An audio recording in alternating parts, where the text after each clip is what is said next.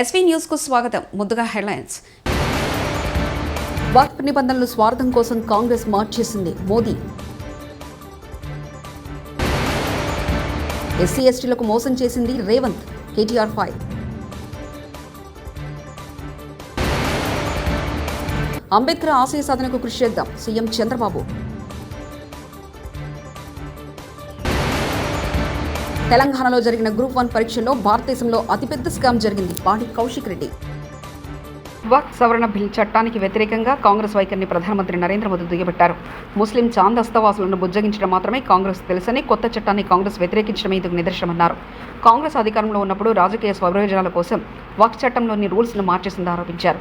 ముస్లింలపై అంత ప్రేమ ఉంటే పార్టీ అధ్యక్షుడి పదవిని ముస్లింలకు ఎందుకు ఇవ్వలేదని ప్రశ్నించారు.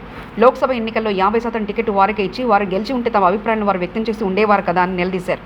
ఎవరికి మంచి చేయరాదన్నది కాంగ్రెస్ ఉద్దేశమని అన్నారు.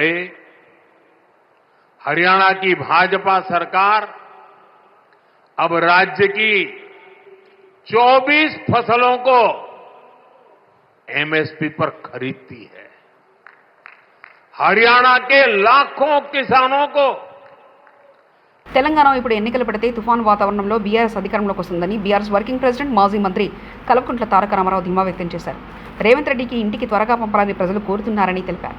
కేసీఆర్ మళ్లీ సీఎం కాబోతున్నారని ఆశాభావం వ్యక్తం చేశారు. తెలంగాణకు మళ్లీ మంచి రోజులు వస్తున్నాయని ఉద్ఘాటించారు. ఇవాళ సోమవారం తెలంగాణ భవన్లో అంబేద్కర్ జయంతి సందర్భంగా అంబేద్కర్కు కేటీఆర్ నివాళులర్పించారు. ఈ సందర్భంగా కేటీఆర్ మీడియాతో మాట్లాడారు.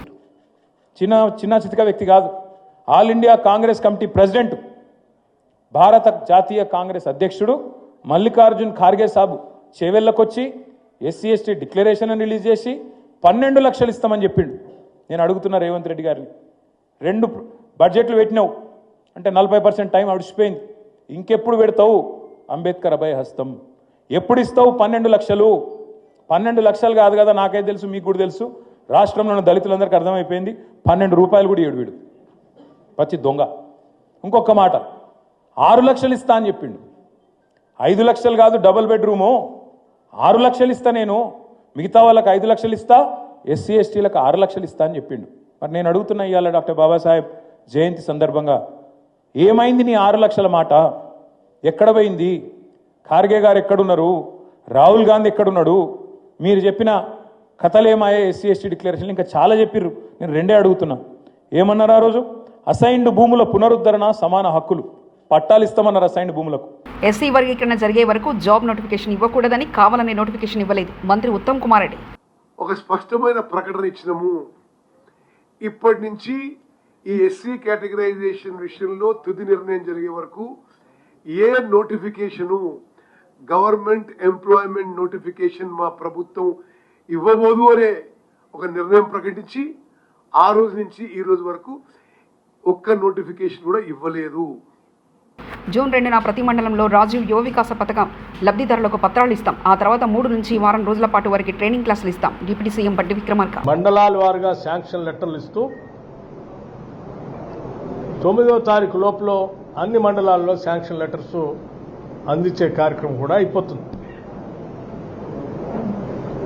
శాంక్షన్ లెటర్లు ఇచ్చిన తర్వాత వారు ఎంచుకున్నటువంటి స్వయం ఉపాధి పథకానికి సంబంధించినటువంటి స్కీమ్కి ఒక కనీసం 3 రోజులు తగ్గకుండా వారం రోజులు ఉండేటట్టుగా ఒక ట్రైనింగ్ ఓరియంటేషన్ ప్రోగ్రాం కూడా వాళ్ళకి ఇచ్చి వాళ్ళు ఎంచుకున్న పథకాన్ని గ్రౌండింగ్ చేసేటువంటి వ్యవస్థని కూడా రాష్ట్ర ప్రభుత్వం ఇప్పటికే ఒక యాక్షన్ ప్లాన్ తయారు చేసి పెట్టింది. అంబేద్కర్ మీద ఎందుకింత కుంచిత మనస్తత్వం? రేవంత్ రెడ్డి. గత ఏడాది సెక్రటరియట్ పక్కనే 125 అడుగుల బాబాసాహెబ్ అంబేద్కర్ విగ్రహం కనీసం అలంకరణ చేయకుండా, పూలమాయ వేయకుండా ప్రజలను చూడడానికి అనుమతించకపోవడం విమర్శలకు రావడంతో ఈ సంవత్సరం అలంకరణ చేసి వదిలేసిన కాంగ్రెస్ ప్రభుత్వం ఈసారి కూడా 125 అడుగుల అంబేద్కర్ గారి విగ్రహాలకు పూలమాల వేయకుండా ట్యాంక్ బండ్ వద్ద ఉన్న అంబేద్కర్ విగ్రహానికి నివాళులర్పించిన CM Revanth Reddy, deputy CM Bhatti Vikramarka, మంత్రులు. రాజకీయ నిర్మాత బాబాసాహెబ్ అంబేద్కర్ గారి జయంతి సందర్భంగా నివాళులర్పించిన కేటీఆర్, హరీష్ రావు. గుంటూరు జిల్లా పొన్నెకల్లు పర్యటనలో ఏపీ ముఖ్యమంత్రి చంద్రబాబు నాయుడు ఓ దళిత కుటుంబానికి ఊహించిన ఆనందం పంచారు. గ్రామంలోని ఎస్సీ కాలనీలో పర్యటించిన చంద్రబాబు అక్కడ ప్రవీణ్ అనే యువకుడికి మెకానిక్ షెడ్డును సందర్శించారు. అనంతరం అతని ఇంటికి వెళ్లారు. యువకుడి కుటుంబ సభ్యులతో మాట్లాడారు. కలలో కూడా తన ఇల్లు మెకానిక్ షెడ్డును చంద్రబాబు వస్తారని ఊహించలేదు. ప్రవీణ్ కుటుంబ సంతోషంతో మునిగిపోయారు. బైక్ మెకానిక్ల సమస్యలు ప్రవీణ్ ద్వారా తెలుసుకున్న సీఎం చంద్రబాబు ప్రవీణ్కు మంచి శిక్షణ ఇచ్చి మెరుగైన వసతులతో గ్యారేజ్ ఏర్పాటుకు ఆర్థిక సాయం చేయాలని అధికారులకు స్థానిక నేతలకు సూచించారు. ఇల్లు కూడా మంజూరు చేయాలని అధికారులను ఆదేశించారు. ఇప్పుడు రెండు ఇది కాలువపురం ఇల్లు కట్టలేరు కదా ఇక్కడ ఎట్లా చేయగలుగుతారు?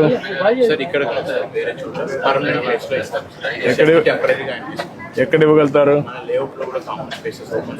అంటే రాజ్యాంగ నిర్మాత భారతరత్న డాక్టర్ బిఆర్ అంబేద్కర్ జయంతి సందర్భంగా ఆంధ్రప్రదేశ్ ముఖ్యమంత్రి నారా చంద్రబాబు నాయుడు నివాళులర్పించారు.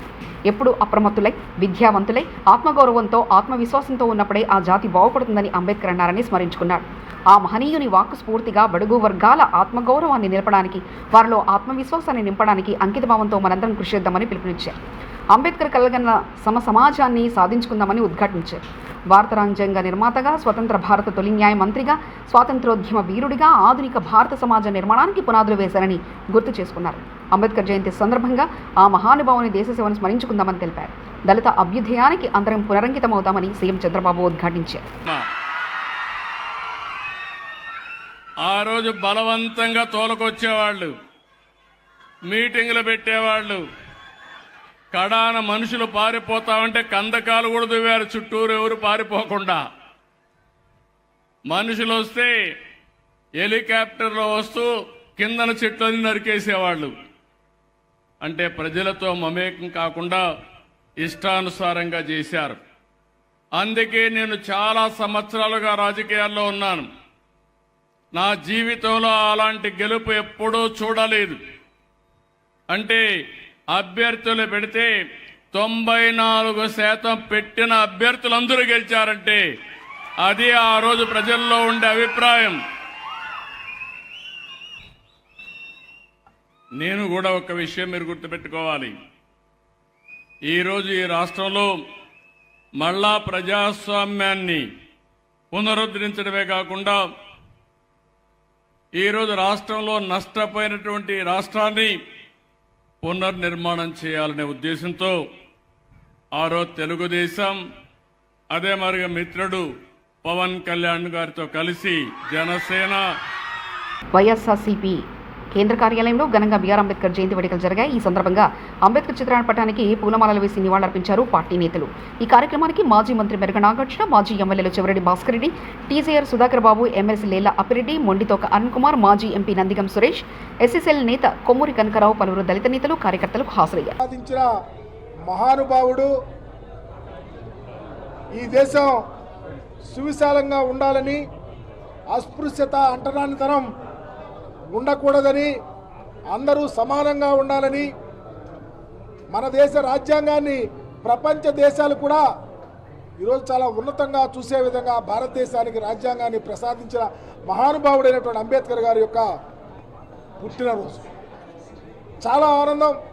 ప్రపంచవ్యాపితంగా ఉన్నటువంటి అంబేద్కర్ ఆలోచన పరులు, మేధావులు ఉన్నారంటే అది వైఎస్ జగన్మోహన్ రెడ్డి గారే. ఈ రోజు కూటమి ప్రభుత్వం అధికారంలోకి వచ్చిన తర్వాత అంబేద్కర్ గారు ఒక ఆశయాన్ని పక్కన పెట్టేసి ఈరోజు బరుగు బలహీన వర్గాల మీద, ముఖ్యంగా దళిత వర్గాల మీద దాడులు కానివ్వండి, అన్యాయాలు కానివ్వండి, ఆ విధంగా ఈరోజు కూటమి ప్రభుత్వం ముందుకు వెళ్తున్నారు. అంబేద్కర్ గారి యొక్క లక్ష్యాలకి అనుగుణంగా 5 సంవత్సరాలు ఆయన పరిపాలన చేయడం జరిగింది.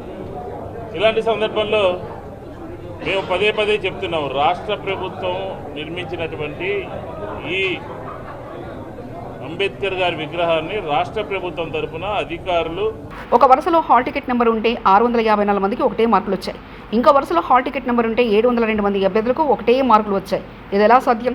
బీజేపీ నాయకులకు తెలంగాణ యువత పట్ల చిత్తశుద్ధి ఉంటే వెంటనే గ్రూప్ 1 పరీక్షల స్కామ్పై సిబిఐ విచారణ జరిపించాలంటూ బీఆర్ఎస్ ఎమ్మెల్యే పాడి కౌశిక్ రెడ్డి వ్యాఖ్యానించారు. సెంటర్లో 1497 మంది రాస్తే 74 మంది వస్తే ఉద్యోగాలు అలా ఉట్టి మహిళలతోనే ఎందుకు రాపించిర్రు? అలా పురుషులు అబ్బాయిలు ఎందుకు లేరు? What is the interest? ఏ సెంటర్లైనా అబ్బాయిలు అమ్మాయిలు కలిసి రాస్తారు. What is the interest? ఇది పెద్ద స్కామ్ భయ్. వాళ్ళు రెడీ అవుట్ అయింది. This is the scam. ఇది మొత్తం క్యాన్సిల్ చేయాలంటున్నాను నేను. ఇలా హాల్ టికెట్ నెంబర్ 470 to 471 చెప్పిన అందరికీ 600 ఈ 654 మంది అందరికీ సేమ్ మార్క్స్ ఉంటాయి. అవి ఎక్కడన్నా ఒంగోలు పార్లమెంటరీ కాపునాడు అధ్యక్షులు పోగుల మల్లికార్జున ఆధ్వర్యంలో ప్రకాశం జిల్లా కాపునాడు ఆత్మీయ సమావేశం జరిగింది. ఈ సమావేశానికి కాపునాడు జాతీయ అధ్యక్షులు శ్రీ గాల సుబ్రహ్మణ్యం హాజరై ఒంగోలు జిల్లాలో కాపునాడుకు తనకున్న అనుబంధాన్ని గుర్తు చేసుకున్నారు. ఈ కార్యక్రమంలో ఒంగోలు పార్లమెంటరీ కాపునాడు అధ్యక్షులు మరియు వారి కమిటీ సభ్యులకు నియామక పత్రాలను కాపునాడు జాతీయ అధ్యక్షులు గాల సుబ్రహ్మణ్యం గారి చేతుల మీదుగా అందజేశారు.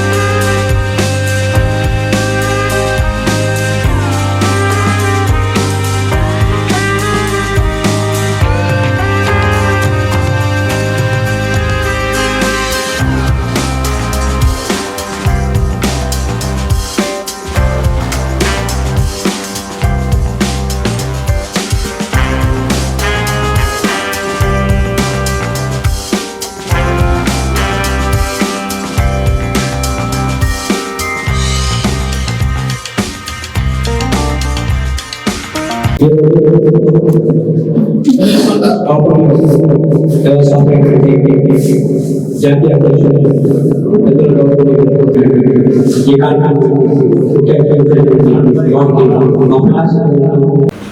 ధన్యవాదాలు. మనం మొట్టమొదట ఈ సభ నిర్వహించే ముందుగా ఈ మధ్య మన కాపు సంఘ నాయకులు మరణించున్నారు. వారికి 2 నిమిషాలు సంతాపం పడుతామని వాళ్ళ పేర్లు పెద్దలు మన జాతీయ కాపునాడు అధ్యక్షులు గాల సుబ్రహ్మణ్యం గారికి మొట్టమొదటిసారిగా ప్రకాశం జిల్లా ఒంగోలు విచ్చేసిన దానికి ముందుగా పెద్ద ఆయనకి మా హృదయపూర్వక అభినందన తెలియజేస్తూ ముందుగా వారికి ఒక చిరు సన్మానం. ప్రకాశం జిల్లా గోనుగుంట్ల ప్రాంతానికి చెందినవాడు. నేను కూడా మా అమ్మమ్మ గారి ఊరు, మా మదర్ ఊరు ఇక్కడ బల్లికుర్రం మండలం అద్దంకి పక్కన గంగనపాలెం. దాంతో ప్రకాశం జిల్లాకి మాకు ఎంత సంబంధాలు ఉన్నా అఫీషియల్గా కాపునాడు పేరు మీద మొట్టమొదటిసారిగా మన సీను గారు చెప్పినట్టు మొట్టమొదటిగా అఫీషియల్గా కాపునాడు పేరు మీద ఈ సమావేశం రావడం నాకు చాలా సంతోషంగా ఉంది. ఏంటంటే కాపునాడు మెయిన్ ఎజెండా ఏంటంటే రాష్ట్రంలో దాదాపు ఏ పేరుతో పిలువబడుతున్న కాపులైనా సరే 30% ఉన్నాం మనం. బీసీలోనే మన కాపు అనే పేరు మీద 10% పైగా మనం ఉన్నాం. అంటే అక్కడ తూర్పు కాపు కానీ, మున్నూరు కాపు కానీ, కృష్ణ బల్జీ కానీ, వాడ బల్జీ కానీ, సూర్య బల్జీ కానీ, ఇలా రకరకాల బల్జీల పేరు మీద 10% ఉన్నాం. అంటే రాష్ట్రంలో మనం దాదాపు 30% ఉన్నాం. ఈరోజు చాలా సంతోషం. ఎందుకంటే పెద్దలు మన జాతీయ కాపునాడు అధ్యక్షులు గాళ్ళ సుబ్రహ్మణ్యం గారు ప్రకాశం జిల్లా ఒంగోలు రావటం అనేది మొట్టమొదటిసారిగా ఇక్కడ రావటం జరిగింది. వారికి ముందుగా మా అందరి తరపున ఆయనకి అభినందన తెలియజేస్తుంది. గాళ్ళ సుబ్రహ్మణ్యం గారు ఒంగోలు రావటం మా అందరికీ ఎంతో అదృష్టంగా భావిస్తున్నాం. ఎందుకంటే ఇక్కడ తక్కువ పిలుపుతో ఇంపార్టెంట్ వాళ్ళని అప్పటికప్పుడు అనుకొని మన మళ్ళీ వారి మిత్ర బృందం అందరం కలిసి ఏర్పాటు చేయడం జరిగింది.